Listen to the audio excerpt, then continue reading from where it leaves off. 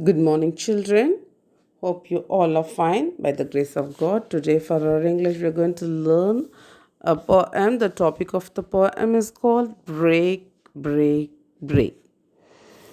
And this poem is written by the poet. His name is called Lord Alfred Tennyson. He lived between 1809 and 1892. And he is one of the most popular English poets. The poem Break, Break, Break is believed to have been written in 1834.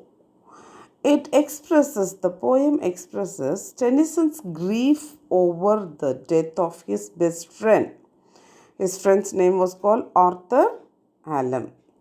The shock of Hallam's death impressed upon Tennyson the value of youth. To emphasize this idea in the poem and to express the agony, express means to tell it out, to let others know about how he feels. That is, to express the agony he suffers at the loss of young Hallam. That means his friend died when they were very young. He was young and his friend also was young and he died. Tennyson presents images of youthful joy. The fisherman's son playing with his sister and the sailor lad singing in the bay. So the poet Alfred Lord Tennyson is standing on the seashore and admiring and talking to the sea waves that come with great force and break on the cold grey rocks. He wishes that he could express his deep thoughts. The poet envies the fisherman's boy who can be happy and play with his sister, and he also feels that the sailor too is lucky who is singing in his boat. He also says that the ships also find the sea lucky as they go into the harbor at its edge. All these things may find happiness in the sea, but the poet himself is very sad and depressed. He remembers his friend who he loved very much, and he's come and stood there in the same beach with his friend. But now that person cannot be touched or hurt. That means he cannot, where the sea waves can come and touch the rock over and over, but he cannot touch the friend now because that friend is dead. And he cannot be heard. He cannot talk. He cannot hear his friend's voice, or he cannot talk to his friend.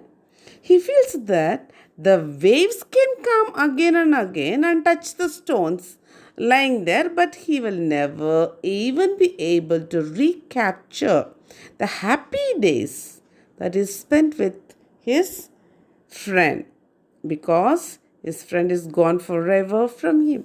He is dead. So that's the poem. You're going to learn this poem and learn by heart. So, break, break, break on thy cold grey stones, O sea, and I would that my tongue could utter the thoughts that arise in me, that come in me. Oh, well, for the fisherman's boy, that he shouts with his sister at play. Oh, well, for the sailor lad, that he sings in his boat on the bay.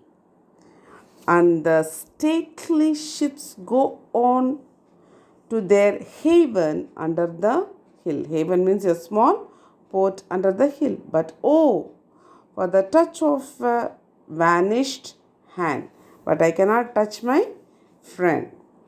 And the sound of a voice that is still. That is still means he cannot hear the voice of his friend. Break, break, break. At the foot of thy crags, O sea. This crag means the steep or projecting rocks. But the tender grace of a day that is dead, that is the beauty of the day that he had come and spent on the shore with his friend, that is dead, and it will never come back to me. So the agony of the poet he is expressing in this poem, especially his friend. Friend's name is called Arthur Hallam. So read this poem, memorize this, and we will write the book exercise and the question answers later in the next class. Have a good day, children. Bye.